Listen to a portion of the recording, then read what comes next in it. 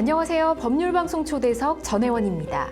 지난 시간에는 어릴 때부터 현재까지 정말 만화의 진심이었던 이원복 만화가의 삶에 대해서 알아봤는데요. 오늘은 부모님이 자녀에게 보기를 권하는 교양 만화의 진수, 선생님의 작품 세계에 대해서 이야기를 나눠보겠습니다.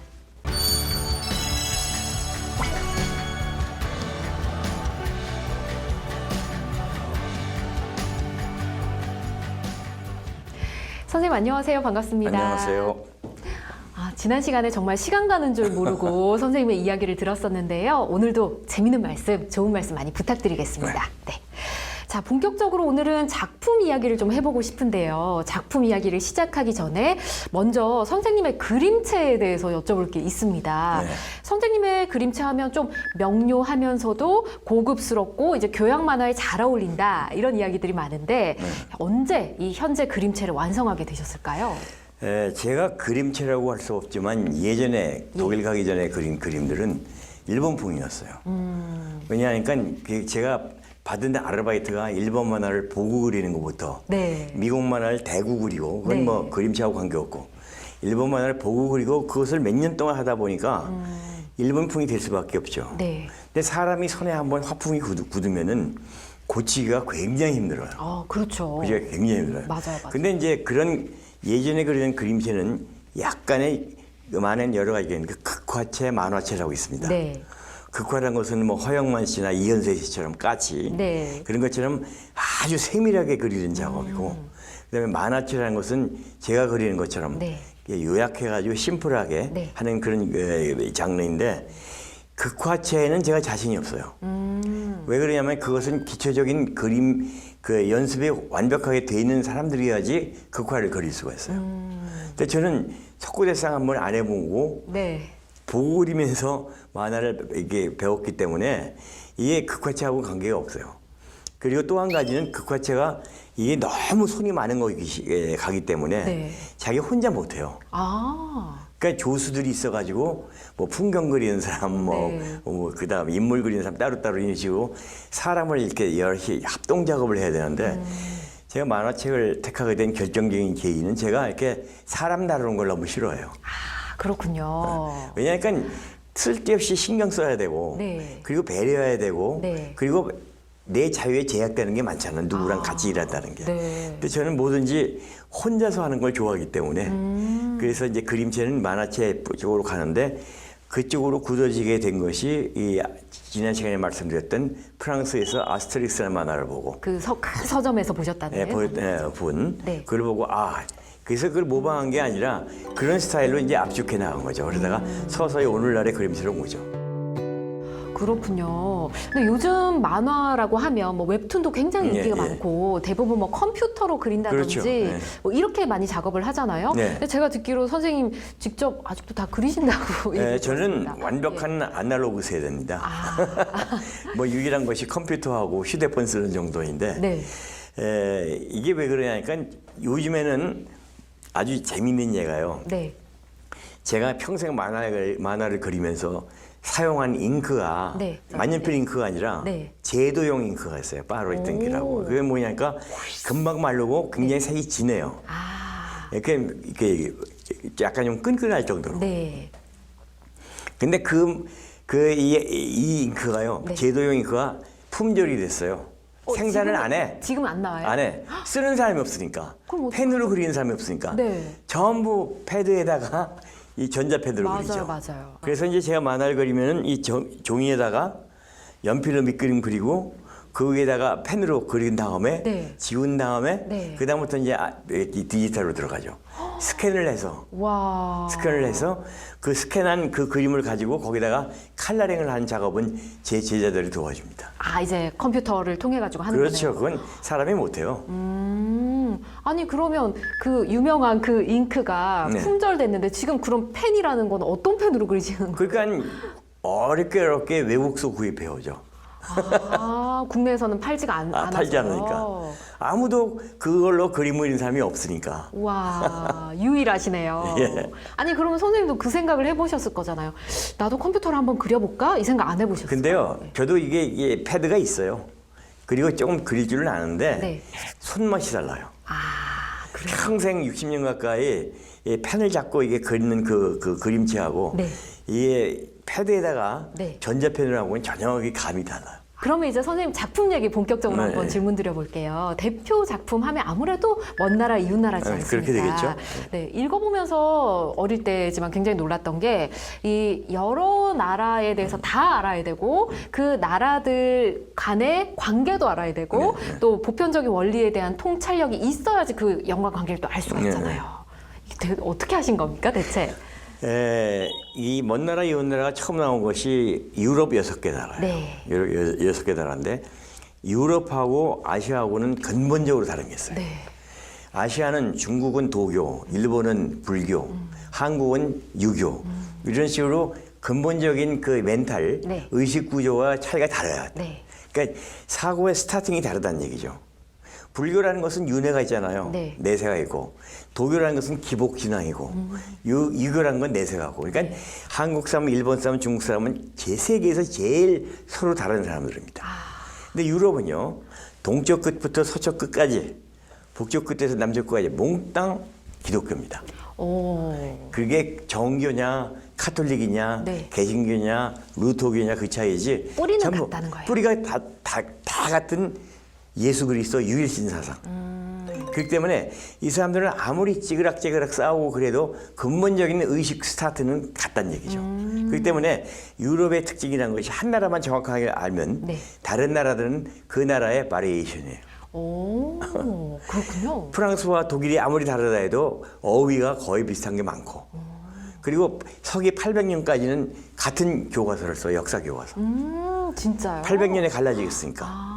기독교를 계기로 해가지고 뭐 역사가 전부 기독교라는 걸 이해하게 되면은 이 서양 역사, 이렇게 서구라파 역사가 일목요연하게 나오죠. 우와, 그걸 어떻게 관통하신 거예요? 어떻게 알게 되신 거예요? 관통했다기보다도 네. 제가 그 하나 안 해본 게 공부라고 그랬잖아요. 네. 그리고 나서 그 대신에 여행을 많이 여행을 엄청나게 많이 했죠. 그 당시로서는. 네.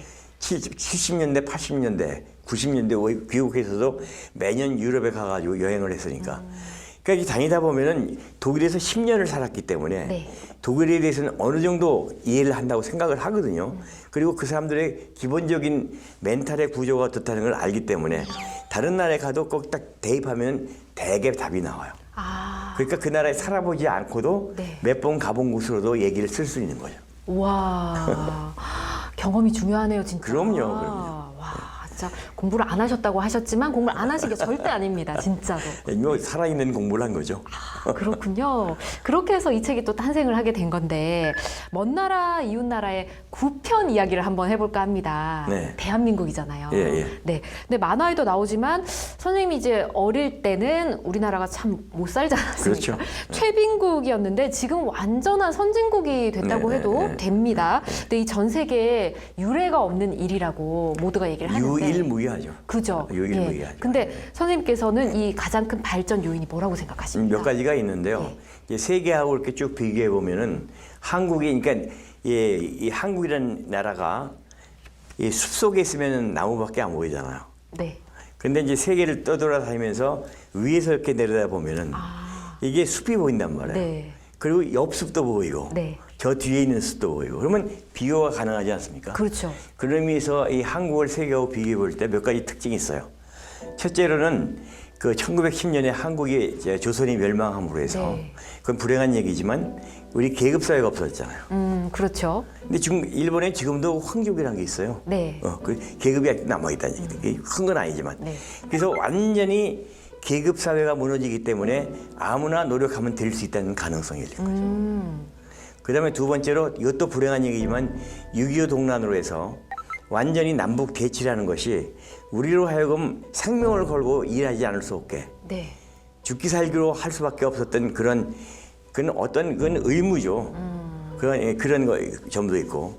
그다음에 우리나라 사람들이 이 위에 유리에 천장도 없어지고 그러니까 이제 한국에서 나오는 자원도 없고 우리나라가 할 수 있는 것은 유일한 건 교육이다. 아. 그래서 소파라서 대학 보내고 그래서 예. 옛날 학교 이름이 대학교가 상아탑이라고 하잖아요. 예. 그런 식으로 우골탑이라고도 하고.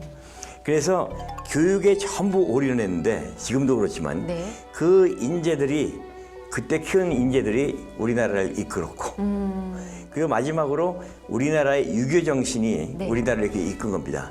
유교 정신이 좋고 나쁘를 떠나가지고 네. 유교에는 내세가 없어요.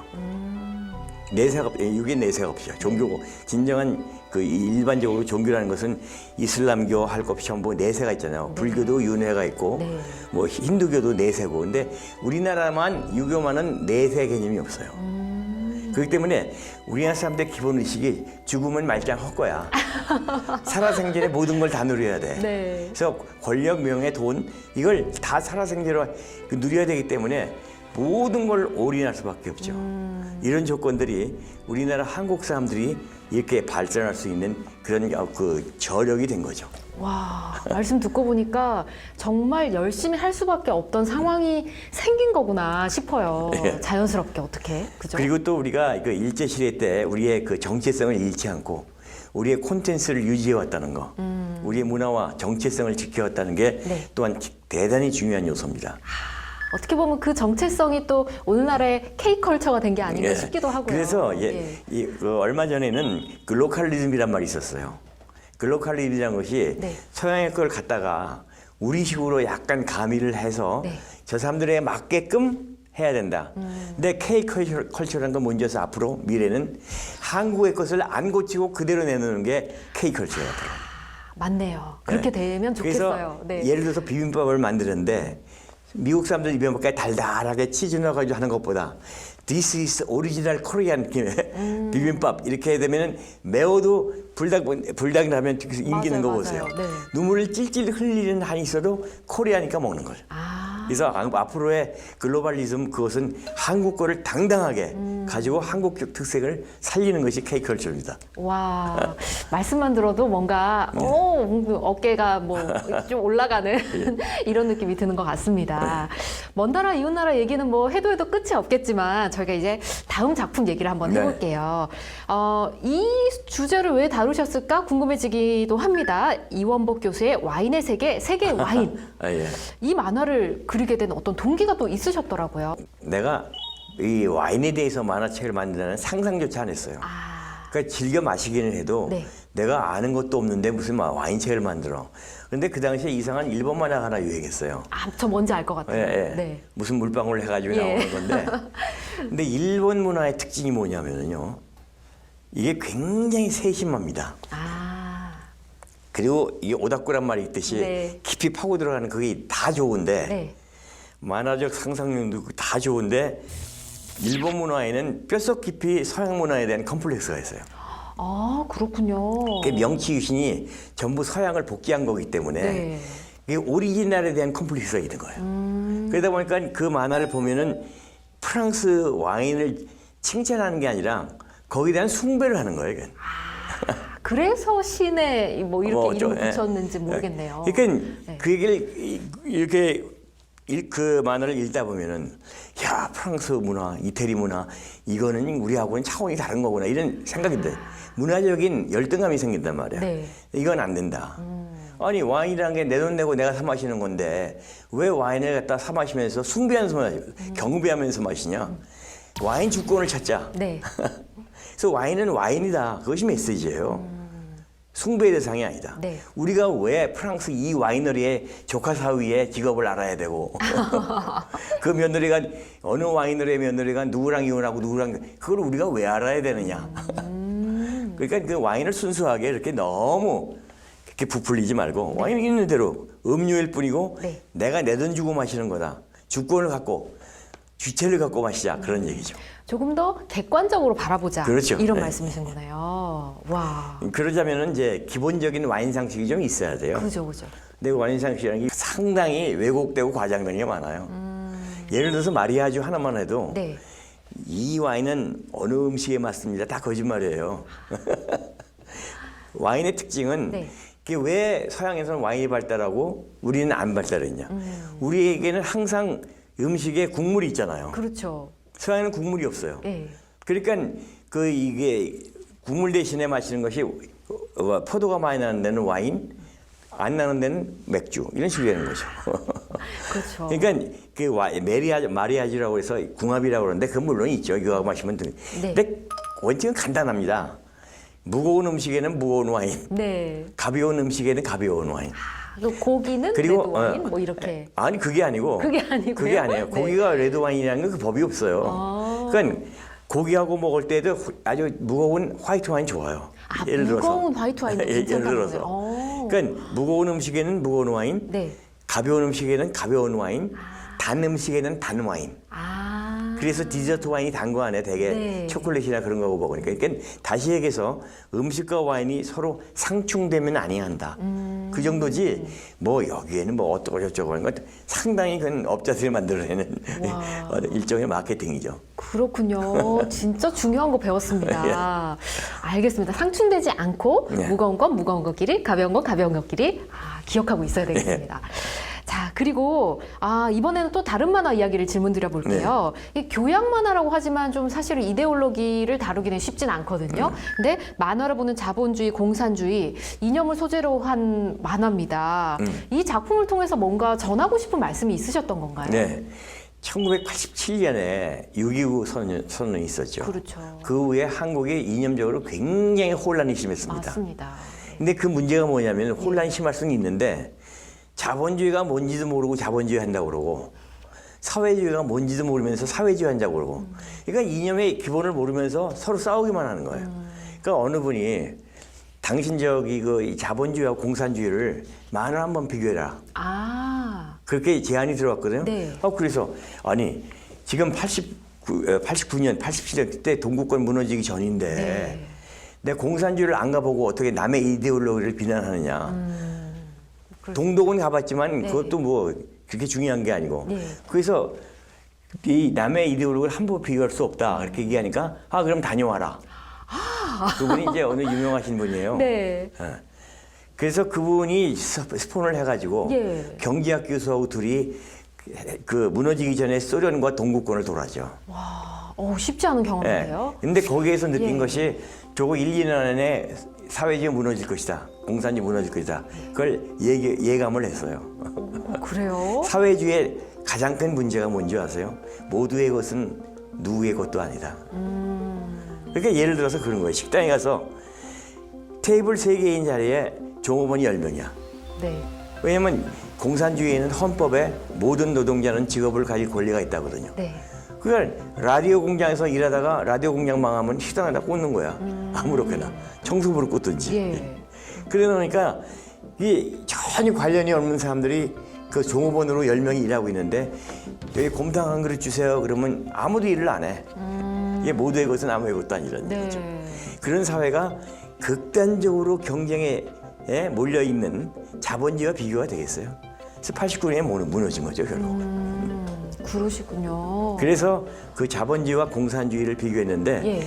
이거 좀 우스운 얘기인데 그 책이 우리나라의 마크시즘을 정식으로 책으로 소개한 첫 번째 책이에요.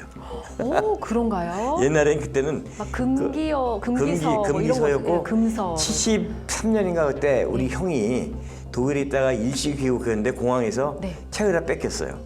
표지가 빨개서. 진짜요? 그 정도였어요. 와, 근데 만화로도 그 이데올로기를 그렇죠. 다뤘는데 그게 처음이었다는 거예요. 네. 그래서 요즘에 몇몇 나라에서 옛날 공산권에서 예. 그 번역회 갔어요. 자본주의를 모르니까. 오, 비교를 해놓으셨기 때문에 또 그러니까 놀라운 얘기인데 네. 그 공산 사회주의 사건에 가서 이자라고 그러면 무슨 말인지 몰라요. 이자를 모른다고요? 네. 우리 은행 이자 말씀하시는 네. 거예요? 돈이 어떻게 새끼를 까냐. 그렇군요. 돈은 교환의 개념밖에 없는 거예요. 그래서. 그래서 그런 내용들을 이제 비교를 해놓으신 만화였군요. 그렇죠. 그게 저기 자랑 같지만은 우리 역사에서 처음으로 만화가 교보문고 베스트셀러 1위에 오른 책입니다. 우와, 그러셨군요. 그 구소련과 또 그 나라를 둘러보셨다고 하셨잖아요. 네. 그때 둘러보시면서 이런 게 다르고 이런 거 책으로 담아야 되겠다라는 생각을 굉장히 많이 하셨을 것 근데 같아요. 거기서 제일 쇼크를 받은 게 하나 있습니다. 뭔가요? 그 당시 6.25선 직후에는 적어도 대학물을 먹었으면은 약간 좀 좌경되지 않으면은 네. 기업가는 나쁜 사람이고 노동자는 좋은 사람이다. 착취하는 자와 착취당하는 자 이런 개념이에요. 그래서 네네.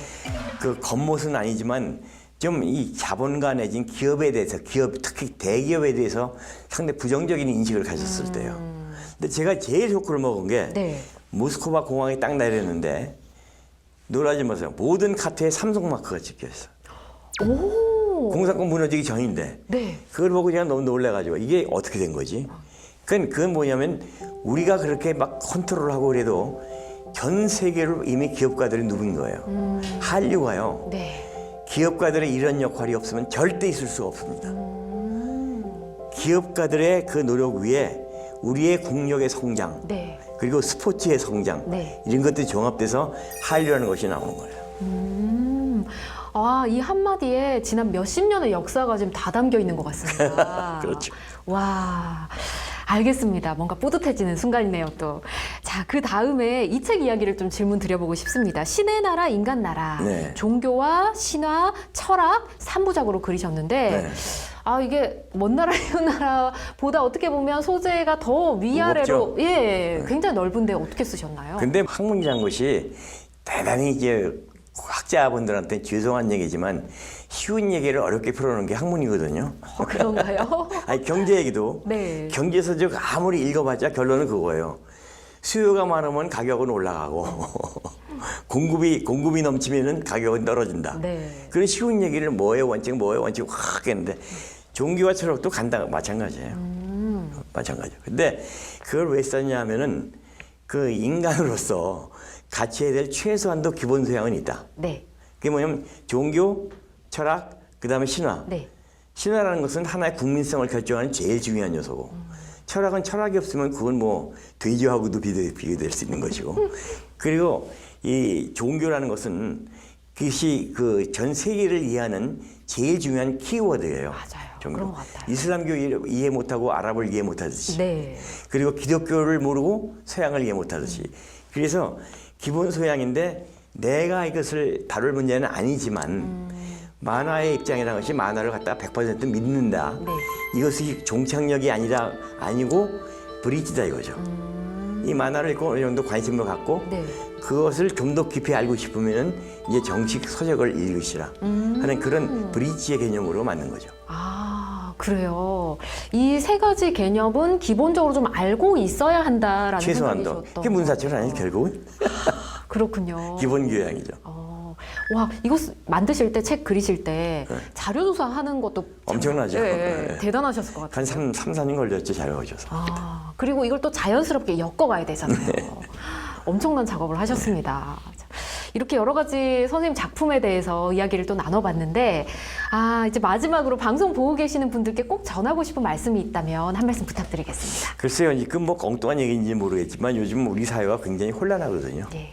혼란한데 이 갈등이 심해지고 있는데 우리나라가 전 세계에서 터키 다음으로 갈등 지수가 제일 높아요. 근데 터키 같은 경우는 여기야 뭐 종교 문제, 인종 문제, 뭐 막 역사 문제 뒤섞여 있는데 우리는 같은 민족, 같은 언어, 그건 상당히 탄탄하게 융합이 될 수 있는 그런 민족인데 국민인데 네. 이 남북 분단이라는 원죄가 있기 때문에 좌우가 대립되는 것이 점점 신화가 되거든요. 근데 그걸 부정적으로는 볼 수 없어요. 지금까지 우리 인류가 싸워온 그 역사가 한마디로 요약하면 프랑스 대혁명 이후에 자유와 평등의 싸움이에요. 자유가 완벽하면 모두가 평등할 수 없고 네. 모두가 평등하면 자유가 보장되지 않죠. 근데 우리나라는 자유민주주의는 자유를 주장하고 또 이 좌파에서는 평등을 주장하는 거 아니에요? 그 갈등이 지금 제대로 격화가 되고 있는 거죠. 근데 이제 거기에서 우리는 마지막으로 네. 스칸디나비아의 지혜를 배울 필요가 있어요.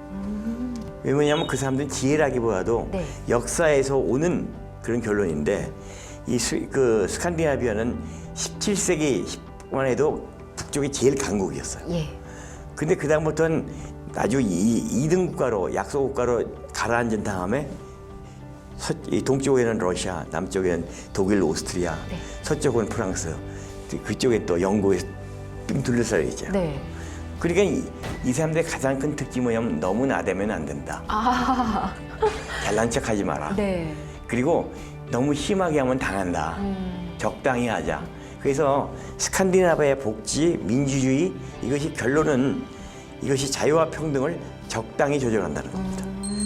그 지혜를 우리가 배울 필요가 있습니다. 자, 이렇게 이원복 선생님의 작품은 부모와 자녀가 함께 보고 공감할 수 있는 이제 만화로 읽는 폭넓은 교양이라는 생각이 들었는데요. 아무쪼록 지금도 작품 활동 계속 하고 계시니까 건강하게 많은 작품 많이 보여주셨으면 좋겠습니다. 네, 감사합니다. 네, 오늘 좋은 말씀 고맙습니다. 네. 네, 오늘 법률방송 초대석은 여기까지입니다. 다음에도 여러분을 위한 특별한 분을 모시고 다시 돌아오도록 하겠습니다. 함께해 주신 여러분 고맙습니다.